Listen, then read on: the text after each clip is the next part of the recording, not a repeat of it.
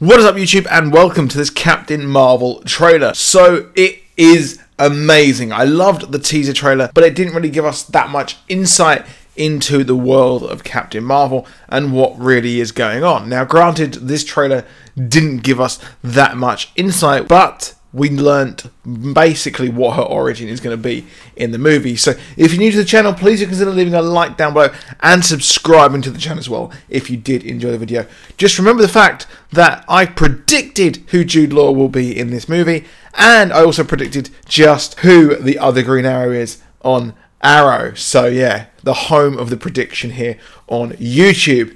But Captain Marvel looks stunning. We got our first full look over at the Skrulls, and pretty much we have Brie Larson's Carol Danvers explaining to Nick Fury just who the enemy really is. But the enemy of Earth is both of these villainous organizations. Kree and the Skrulls are actually villains of Earth, because in the original comic we had the Kree willing to blow up Earth so the Skrulls could not take it for their own. So that's really, really badass there, to be honest. I really do like the fact that we've got the Earth caught between both the Skrulls and the Kree here. But at the start of the movie, we will have a fanatical version of Captain Marvel obsessed with the Kree because, well, she's been brainwashed completely and utterly by the Kree as she came to them with memory loss, which is pretty curious. So she's been taken because she has some sort of memory loss there. Now, she has memory loss, which is really, really weird, but I'm going to predict here that this is what I'm thinking that the origin here is going to be. So we see her in with Monica Rambeau, a version of a future version of Captain Marvel, all that craziness. I'm not going to go into that just yet. I'll probably do that in when I do the breakdown and for the movie when it comes out. But what she's got here is the fact that she's being chased by an enemy ship. We see them go into the sky. They're on a mission. She's an Air Force pilot in the comics. But what I'm predicting here is that obviously Earth is a battleground, a decisive area of real estate for the Kree-Skrull war. So with that in mind, I expect that some sort of psych magnetron device, which is similar to what was given or happened to her in the comics, where in the comics she was actually trapped in a psych magnetron device which gave her powers, which obviously led her to becoming Miss Marvel. So here I'm expecting that a similar thing will happen. She will be chased by a ship, or chasing a ship, a Kree ship. It explodes, the energy engulfs her, and she becomes and has the powers that we know and love in this movie, in the trailer, and the comics. Now we see Jude Law walking towards her and saving her. Now, he then brings her to Hala, where Annette Bening's character says that we created you, and they inject her with Kree Blood to make her live forever, or very long at least, which is what we've got, and the reason why she's so young in the promo art for Avengers 4. So, if she is living for a long time, she will be obviously being Avengers 4. This is very similar to Project Tahiti in Agents of S.H.I.E.L.D. Agents of S.H.I.E.L.D.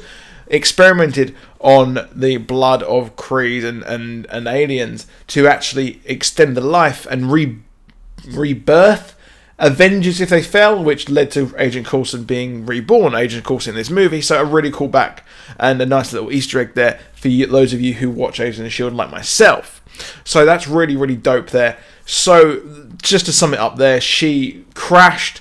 There were Kree on Earth. The device exploded. We have Captain Marvel go and save her, which is what happened in the comics. But Jude Law is playing Yon-Rogg, a villainous Kree fanatic obsessed with, well, destroying Captain Marvel in the comics. And I expect once she turns coat here and starts to learn humans are nice and that she is actually human, he will be trying to take her out as well. And this will lead to her actually fighting both sides of the Kree and the Skrullers. In the trailer she says that she's here to end the war.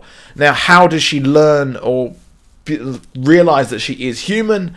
In the trailer we do see the Skrulls with that weird like device thing on her, and they were unlocking her memories, because I expect that explosion got rid of her memories, and then Annette Bening saved her. Annette Bening, I'm predicting, is going to be a version of the Kree Supreme Intelligence on Hala, the leader of the Kree.